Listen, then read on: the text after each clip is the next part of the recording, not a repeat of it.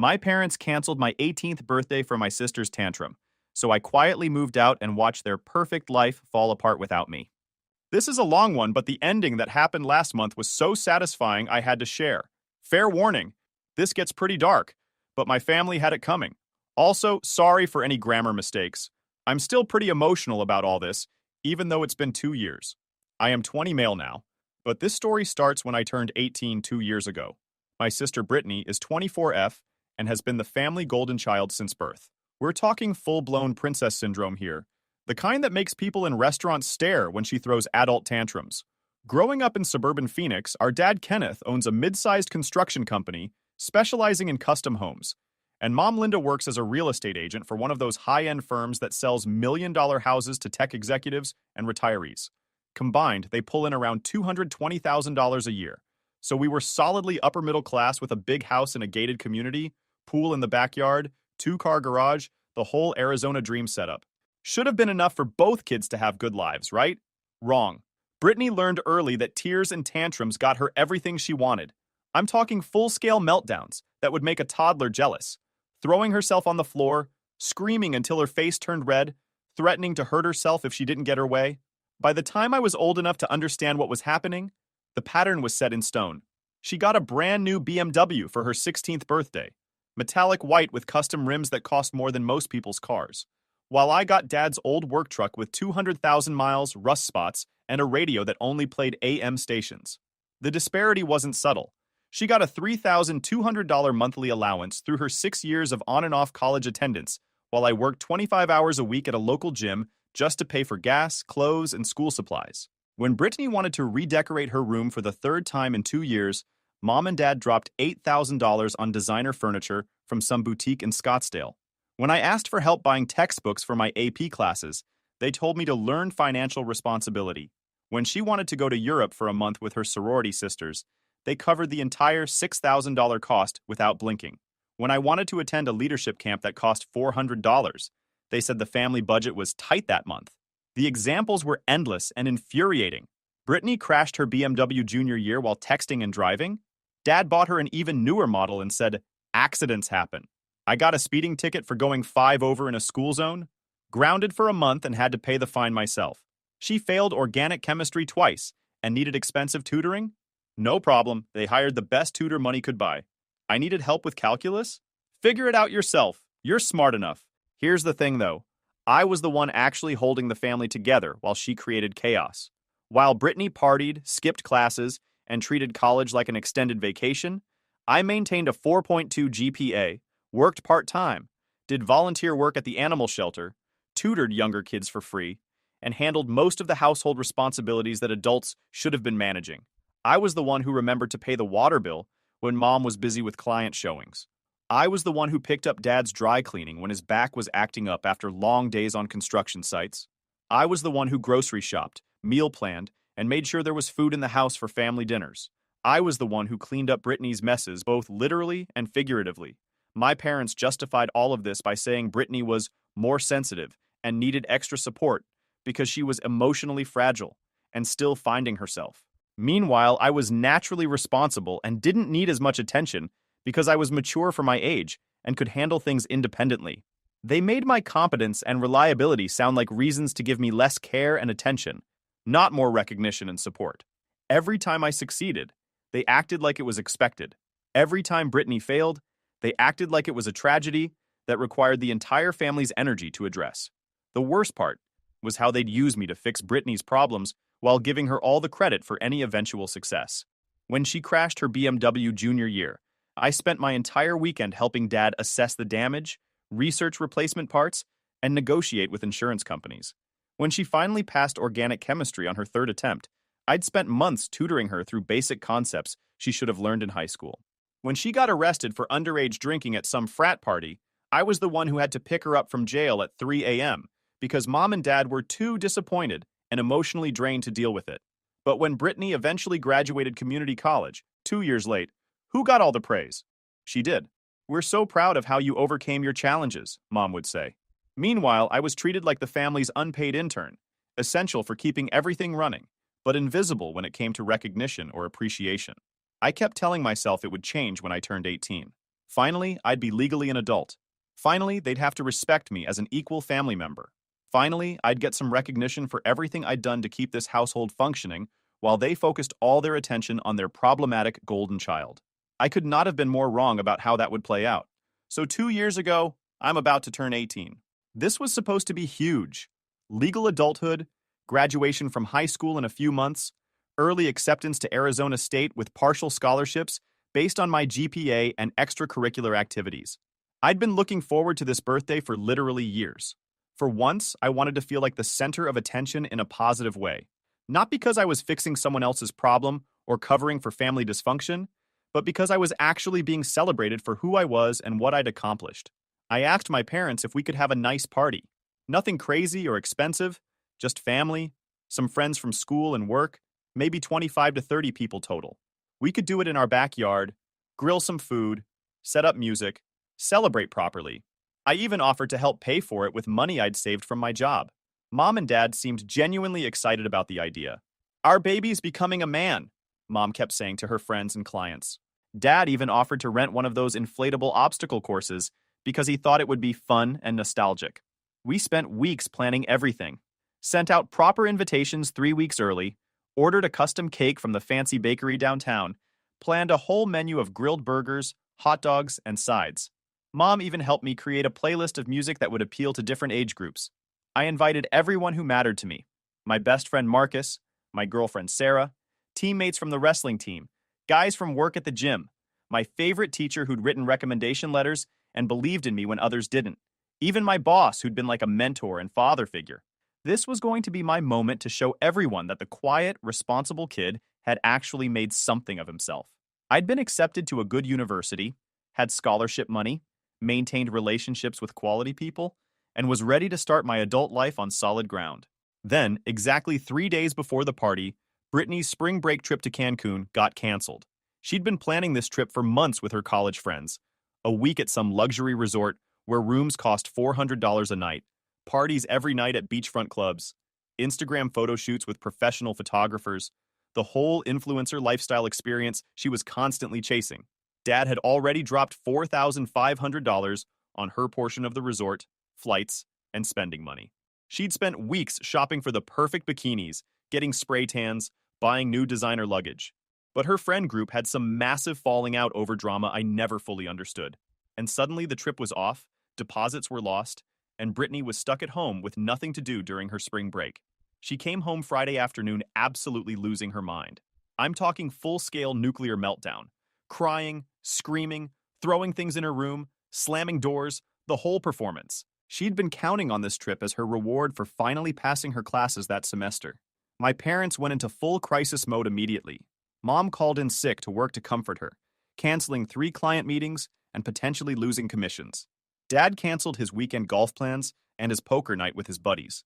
They ordered her favorite Thai food from the expensive place across town, ran her a bubble bath with those overpriced bath bombs she loves, even called her therapist to schedule an emergency session. They basically treated her like she was grieving a death instead of missing a vacation that most people could never afford in the first place. Saturday morning, less than 24 hours before my party, I'm in the kitchen at 7 a.m. helping prep food and set up decorations when Brittany comes downstairs in her silk pajamas, eyes still red and puffy from her ongoing drama festival. "I can't handle having a party here tomorrow," she announced, like she was delivering a medical diagnosis. "I'm too emotionally fragile right now. The noise and all those people will trigger my anxiety about the trip situation and set back my emotional recovery." My stomach dropped to the floor. "Brittany, it's my birthday party. We've had this planned for weeks. People are already planning to come." "I know, and I'm sorry about the timing," she said, fresh tears starting to flow. "But I'm going through something really traumatic right now. I need the house to be calm and peaceful so I can process my feelings about this disappointment. Having a party would be really insensitive to my current emotional state." Mom immediately started nodding along like Brittany was making perfect sense. "She has a point, honey. Your sister is dealing with a lot of disappointment and rejection right now. This Cancun situation has really shaken her confidence." I couldn't believe what I was hearing. "Mom, it's my 18th birthday. This is a major milestone. People are already expecting to come. I invited my teacher, my boss, Sarah's parents." That's when Brittany played her trump card. "If you really cared about me as your sister, you'd postpone it until I'm feeling better.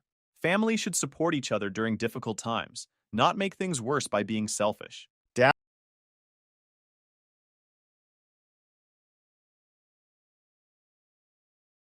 sister needs us right now.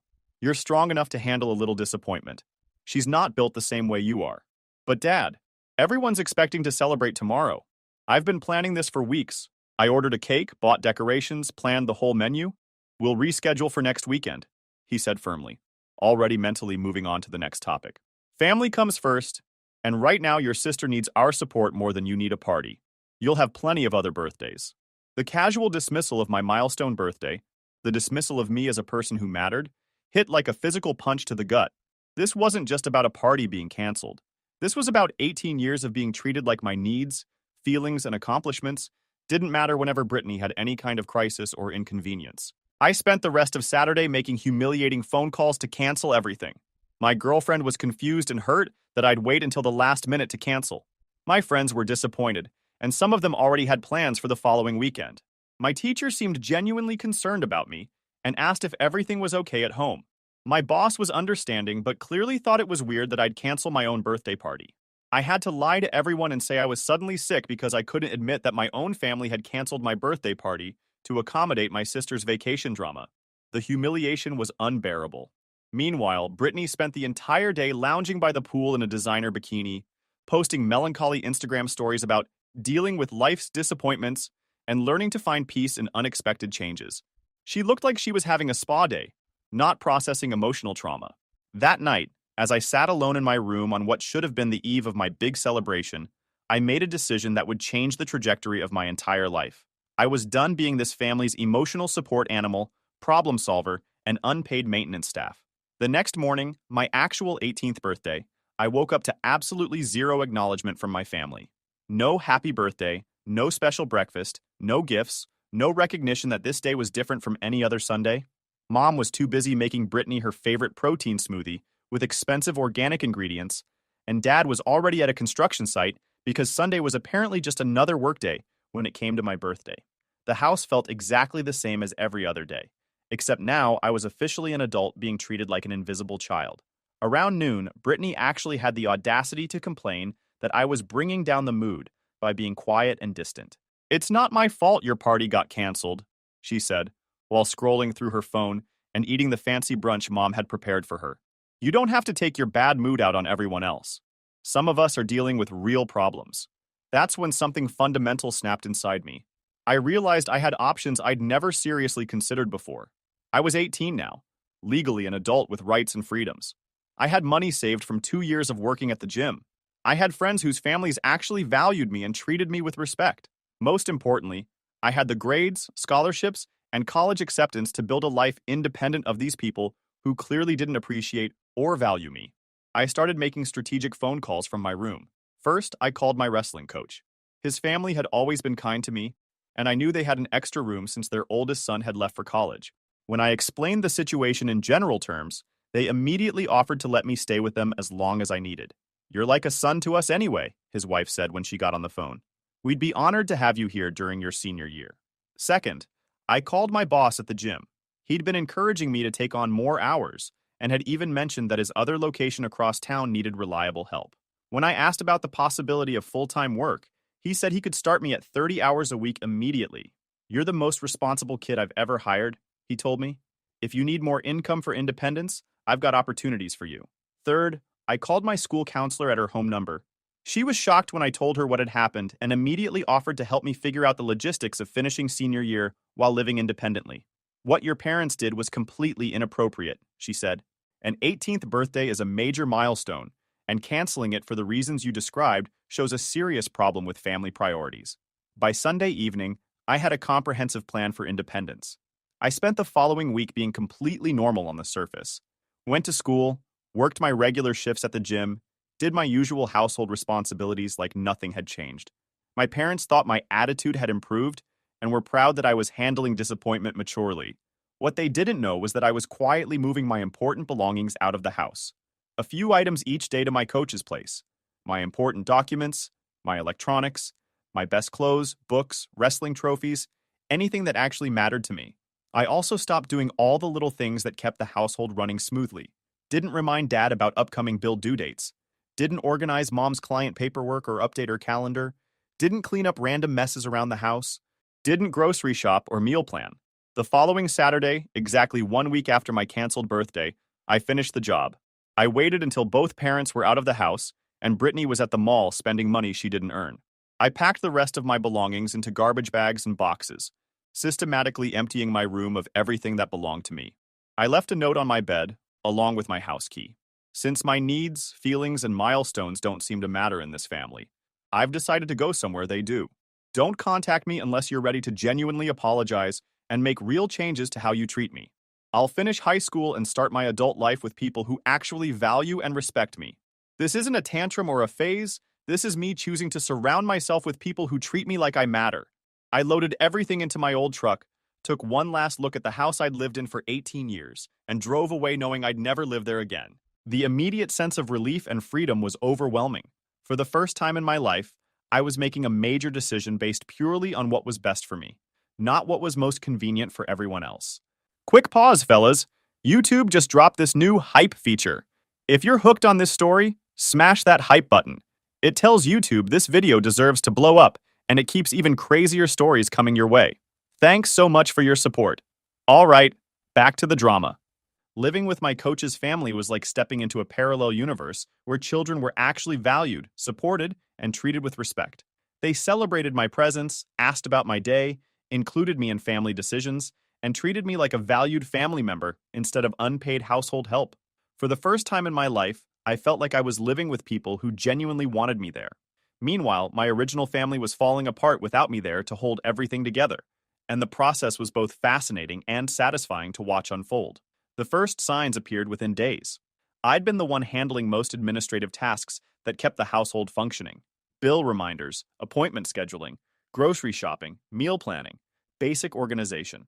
Without me there as the family's unpaid personal assistant, things started slipping through the cracks immediately. Within 3 weeks of my departure, they'd missed their mortgage payment, got late fees on multiple credit cards, and Mom lost a major client because she forgot about a crucial deadline that I normally would have tracked for her. But the real chaos was Brittany. See, with me gone, my parents suddenly had to deal with her problems directly instead of having me as a buffer, mediator, and problem solver.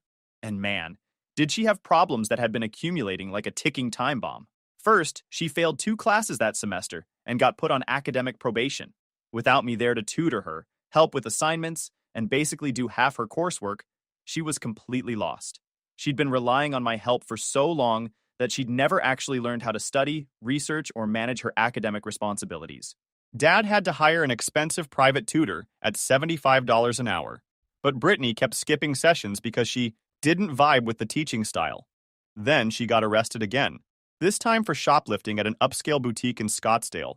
Apparently, she'd been stealing makeup, accessories, and clothes for months. She got caught trying to steal a $300 purse, and the store pressed charges. Dad had to hire an attorney and pay thousands in legal fees, restitution, and court costs. The worst part was that she'd been stealing not because she couldn't afford things, but because she enjoyed the thrill and felt entitled to whatever she wanted. But the most devastating discovery was that she'd been systematically stealing from Mom and Dad for years. With me gone, there was no one to cover for missing money, make excuses for unexplained expenses, or help balance the books. They discovered she'd been taking cash from Mom's purse, using Dad's credit cards for unauthorized purchases, even forging signatures on checks. The total amount was staggering, over $35,000 in unauthorized spending over 2 years. Money that could have paid for my college expenses, money that could have secured their retirement. Instead of finally holding her accountable, they doubled down on enabling her behavior. Dad took out a second mortgage on the house to pay for her legal fees and accumulated debt. Mom started working 7 days a week to cover the extra expenses. I watched all of this unfold through social media, mutual friends, and the community gossip network. My parents looked exhausted and stressed in every photo. Their perfect family image was cracking publicly. They tried calling me constantly, of course. Left dozens of increasingly desperate voicemails begging me to come home and talk, to help the family get through this difficult time, to be the mature one and work things out. But notice what was consistently missing from every message? No apology for canceling my birthday. No acknowledgement that they'd treated me unfairly. Just guilt trips about how my absence was making their lives harder. Please, son, we need you here, Dad's voicemails would say. Your sister is really struggling without you to help her, and your mom and I don't know how to handle all these problems on our own. But I stayed strong and didn't respond to any of their attempts at contact. I was thriving in my new environment, maintaining my 4.2 GPA, working 30 hours a week, training with the wrestling team, building genuine friendships with people who valued me. I was finally living for myself instead of constantly cleaning up everyone else's messes. By the time I graduated high school, with honors and a full scholarship to Arizona State, my original family's situation had gone from bad to absolutely catastrophic. Brittany had dropped out of college entirely after getting expelled for academic dishonesty. She'd been caught having other students write her papers, paying people to take online tests for her, and even submitting assignments she'd stolen from previous students. The final straw was when she tried to bribe a professor to change her grade. Dad was so desperate to save her future that he'd paid $15,000 to some sketchy online program that promised she could get a degree in business management in 6 months. Obviously, it was a complete scam that left them with nothing but a worthless certificate and more debt. Mom's real estate career was suffering badly because she was too distracted, stressed, and emotionally drained to focus properly on clients. She'd lost several major deals due to missed appointments, forgotten deadlines, and basic mistakes that never would have happened when I was there to help her stay organized. Her reputation in the competitive Phoenix real estate market was tanking. Dad's construction company was struggling too. Without me there to help with paperwork, organization, and basic business administration, he'd made several costly mistakes on project bids and material calculations. He'd also borrowed heavily against the business to fund Brittany's various crises. But the real kicker was their social reputation and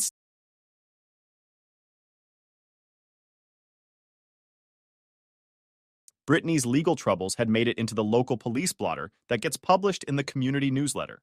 Their financial stress was becoming obvious as they sold Dad's boat, then Mom's luxury car, then started skipping social events they could no longer afford. Worst of all, word was getting around about why I'd left home. My former teachers, wrestling teammates, and friends' parents were asking questions. When the truth came out about my 18th birthday being canceled for Brittany's vacation drama, the community judgment was swift and harsh. Phoenix is a big city, but our suburban community is small enough that reputation and social standing really matter. Other parents started avoiding mine at school events and neighborhood functions. Dad began losing potential business from people who didn't want to associate with a man who'd treat his responsible, accomplished son so poorly. Mom lost clients who preferred working with real estate agents who demonstrated good judgment and stable family values. In a business built on trust and relationships, her family's dysfunction became a professional liability. The contrast was stark and public. Here I was, thriving in my senior year, getting recognized for academic achievements, winning wrestling matches, being celebrated by my coach's family and my teachers, while my original family was imploding in spectacular fashion. They'd built their entire identity around being the successful family with the perfect kids. Without me there to maintain that image, and with Brittany's problems becoming increasingly public, that carefully constructed identity collapsed completely. The calls and messages to me became daily, then multiple times per day. The voicemails got longer, more desperate, and more revealing about just how badly things were falling apart. Son, please, we know we made mistakes, but we need you here. Your mother is crying every night and can't sleep. The business is struggling, and I don't know how to organize everything the way you used to. People in the neighborhood keep asking about you, and we don't know what to tell them. But I held firm in my decision and didn't respond to any of their attempts at contact.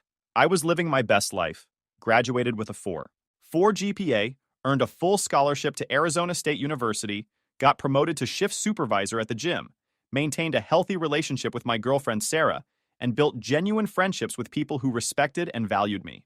The beginning of my sophomore year in college, about 18 months after I'd left home, Brittany had her biggest crisis yet, and this time it destroyed what remained of my parents' financial stability and social standing. She'd gotten involved with some guy who convinced her she could make easy money through cryptocurrency investment. This wasn't legitimate investing. This was some obvious pyramid scheme involving a fake currency that promised 500% returns in 6 months. Using her access to family finances, Brittany transferred $45,000 from my parents' savings account into this scam. This represented their entire emergency fund, most of their retirement savings, and money they'd been planning to use to pay off the second mortgage. When the investment predictably disappeared along with the scammers who'd created it, my parents lost everything they'd worked decades to save. But that wasn't even the worst part of Brittany's financial destruction. Over the previous year, She'd also been systematically running up debt in my parents' names. Credit cards they didn't know about, personal loans using their information, even a car loan for a vehicle she'd immediately crashed while driving under the influence. She'd become sophisticated in her financial manipulation, using their good credit and family information to access money they'd never authorized.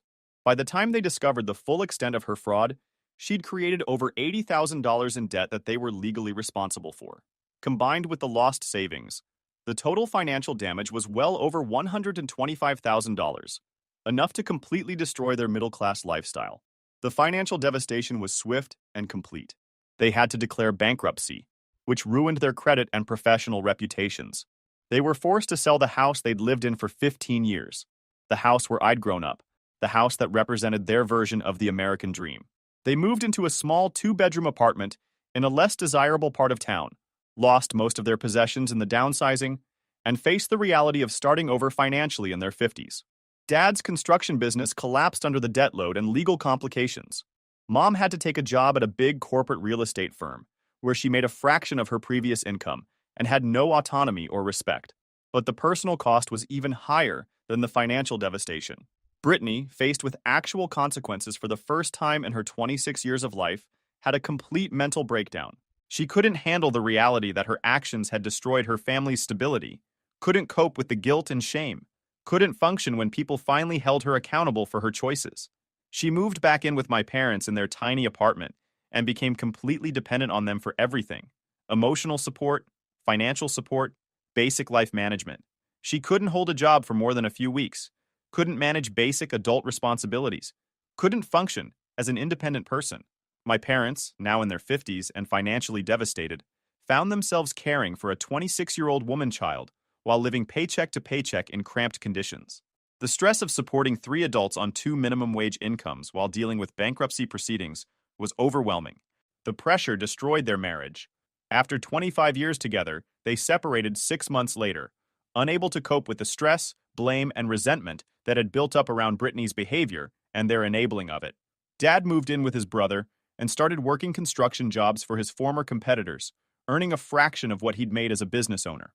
Mom took a second job at a retail store just to make ends meet, working 60 hours a week to afford rent and basic necessities. The perfect family image they'd worked decades to build was completely destroyed, and their community reputation was in ruins. People who had once respected them now saw them as cautionary tales about the dangers of enabling toxic behavior in adult children. Last month, everything came full circle in the most satisfying and vindicating way possible. I was at my apartment near ASU campus, studying for finals in my business administration program, when I got a call from a number I didn't recognize. Against my better judgment, I answered. It was Dad, calling from his brother's phone because I'd blocked all their numbers over a year ago. "Son," he said, and I could hear years of exhaustion, defeat, and genuine desperation in his voice. "Please don't hang up. I know you have every right to hate us and never speak to us again, but we need to talk. We need to ask for your help." I almost ended the call immediately, but something in his tone, a brokenness I'd never heard before, made me listen. "Your mother and I, we've lost everything. The house, the business, our savings, our marriage, our reputation in the community. We're living apart now, both working multiple minimum wage jobs just to survive. And Brittany is completely dependent on us, but we can't even take care of ourselves anymore." He was quiet for a moment, and I could hear him struggling to compose himself. "We know why you left. We've had 2 years to think about it, and we know we treated you terribly. We canceled your 18th birthday for something that didn't matter, and we've been paying the price ever since. You were the one holding our family together, and we threw you away like you didn't matter." For the first time in my life, I heard genuine remorse and self-awareness in his voice. "We need help," he admitted, and I could hear how much it cost him to say those words. "Not money. We know we don't deserve that, and you're a college student. But advice, guidance, someone who knows how to make responsible decisions. You're the only one in this family who has their life together. You're thriving in college, you've built a life for yourself, you've become everything we should have supported you to be from the beginning." I let him finish his whole speech. He talked about how proud they were of my grades, my independence, my maturity, how they'd been following my social media from a distance and bragging to people about my accomplishments while pretending they were still part of my life. "People ask about you all the time," he said. "They want to know how our successful son is doing in college. And we have to pretend like we still have a relationship with you, when the truth is we destroyed it through our own selfishness and poor judgment. Then Mom got on the phone, and she was openly crying. Baby, I'm so sorry.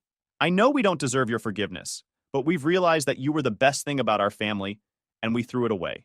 We don't know how to fix any of this without you. We don't know how to help Brittany become a functional adult. We don't know how to rebuild our lives. We've made so many mistakes. But the biggest one was not valuing you when we had you. When they finished their emotional speeches, I took a deep breath and told them exactly what I thought, with the clarity and confidence that comes from 2 years of independence and personal growth. You're absolutely right. You don't deserve forgiveness. You canceled my 18th birthday because Brittany's vacation got canceled. You spent my entire childhood treating me like unpaid help while giving her everything she wanted. You enabled her into becoming a financial criminal who destroyed your lives. And you did it because you couldn't bear to hold her accountable for anything. But here's the thing, I continued, feeling stronger and more certain with every word. I don't need your family anymore. I've built something better without you. I have people who value me, support me, and celebrate my successes. I have mentors who believe in me, friends who respect me, and a future that I'm building through my own efforts. I don't need to be your emotional support child or your problem solver. The silence on the other end was profound and telling. However, I said, surprising myself with my next words, I'm willing to have a relationship with you under very specific conditions. First, Brittany gets serious professional help and starts contributing to society instead of being a drain on everyone around her. She needs to get a job, pay back what she stole, and prove she can function as an adult. Second, you both acknowledge publicly that you treated me unfairly and that my leaving was completely justified. Third, any relationship we have going forward is based on mutual respect, not your need for me to fix problems you created. Dad's voice was barely a whisper. Anything. We'll do anything you ask. And fourth, I added, you need to understand that I'm not your son coming home to save the family. I'm an independent adult offering a conditional relationship to people who need to prove they've fundamentally changed how they approach family dynamics and personal responsibility. They agreed to every condition without hesitation or negotiation. Over the past month, I've watched them follow through. Dad has gotten Brittany into intensive therapy and required her to get a part-time job at a fast food restaurant, her first real employment in years. Mom has been working on a public apology letter acknowledging their mistakes and my justified decision to leave. They're both in family counseling to address their enabling behaviors and learn healthier relationship patterns. Will I ever fully forgive them? Probably not. The damage was too deep and lasted too long. But watching them lose everything they prioritized over me while I built a successful, independent life has been the most satisfying revenge I could have asked for.